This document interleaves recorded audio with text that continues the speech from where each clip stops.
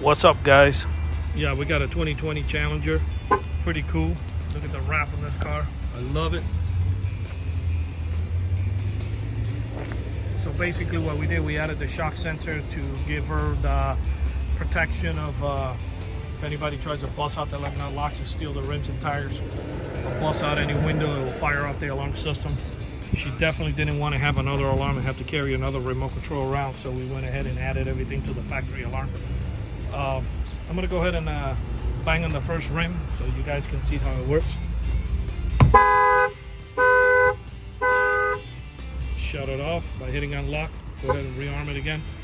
Yeah, basically what they do to this car, they put floor bricks, or sometimes they use the pavers out of your house or whatever, or Coke bottles, whatever they can find. They stick a socket in and hammer it in by pressure. By the way, the shock sensor will love that. The more banging, the more nut locks you put on the tires, the more banging they got to do, and the better off you are.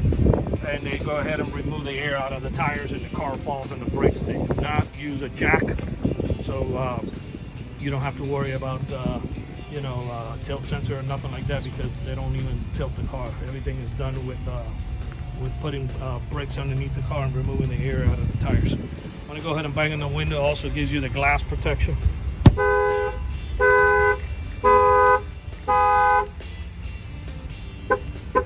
Okay, we'll do this side in a second, and then we'll test it out. Give it a second. When you arm the factory alarm, you got to give it a few seconds before you're able to bang on the window.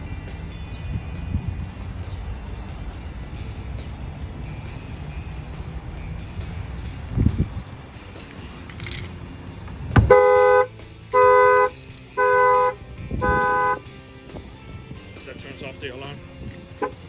Remote start, you press this twice. I didn't install it, but I'm going to show you guys that the remote start still works. Okay.